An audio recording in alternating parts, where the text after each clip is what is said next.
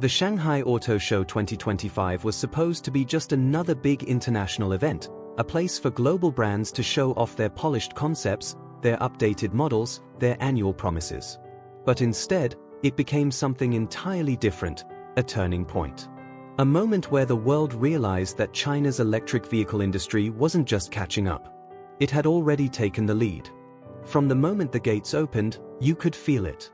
A wave of cameras, crowds, journalists, influencers, engineers, and CEOs, everyone rushing in, not to see familiar global giants but to witness the shocking new machines from BYD, NIO, XPeng, Zeekr, Li Auto, and dozens of other Chinese brands that most Americans still can't name. And that's exactly what made this show so surreal. The gap wasn't closing. The gap was already reversed. One of the first jaw-dropping moments came from BYD. They didn't just launch a new car, they launched a challenge. A direct hit on the world's biggest automakers. Their new high-performance EV SUV stood on the stage with a 0 to 100 time under 3 seconds, a range above 900 kilometers, and a price tag so low that spectators thought it was a typo. And the world noticed. BYD's booth didn't look like a car company, it looked like a tech expo, a futuristic ecosystem. Their cars, batteries, chips, and charging systems were all made in-house. Something almost no other automaker can claim. Then came NIO. Smooth lines, polished interior, advanced self-driving, and the crowd favorite, swappable batteries. At the show, NIO demonstrated a complete battery swap in under 3 minutes. No waiting, no charging, just out with the old and in with the new. People from Europe and the US stood there stunned.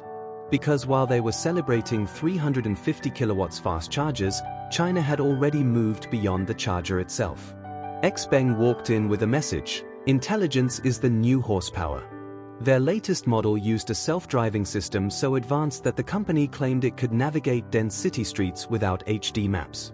Cameras, LiDAR, radar, neural processing, you could practically feel the software buzzing inside the car.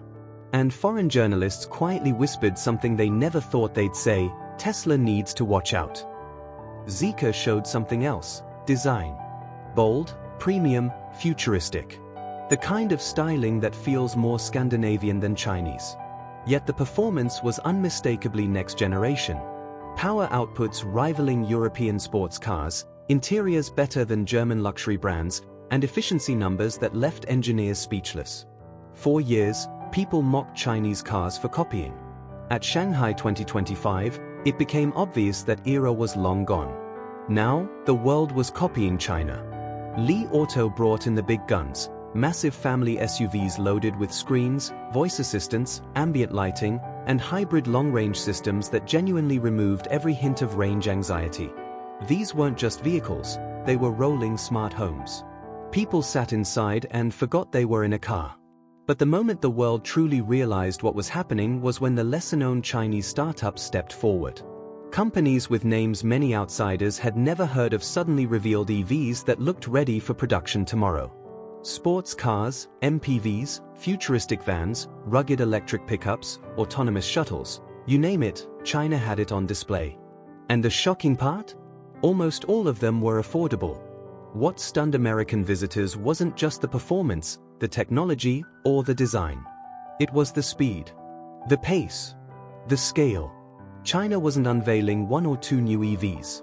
They were unveiling dozens, and every single one looked competitive. Some looked unbeatable. Meanwhile, behind the scenes, European and American manufacturers were quietly panicking. Executives walked through the halls with forced smiles, pretending to be impressed while secretly realizing that their companies were years behind. A car industry insider whispered, "We cannot compete with this, not at this speed." And many people agreed.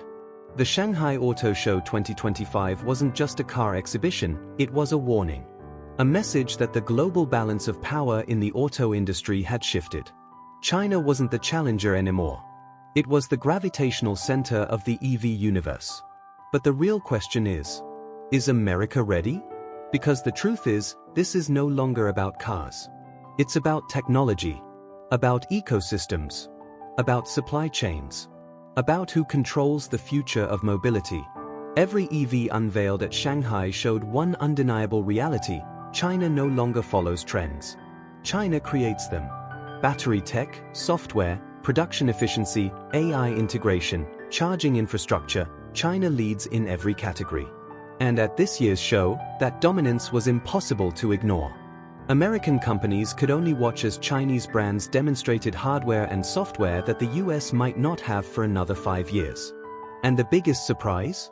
Many of these EVs are preparing for global markets, Europe first, then Southeast Asia, the Middle East, South America, and eventually, North America. The world is about to be flooded with high-tech, affordable, premium Chinese EVs. And once consumers experience them, the competition will get even tougher. Shanghai Auto Show 2025 sent a message loud and clear. China is not making cheap EVs. China is making the future of transportation. And the rest of the world just felt the shockwave.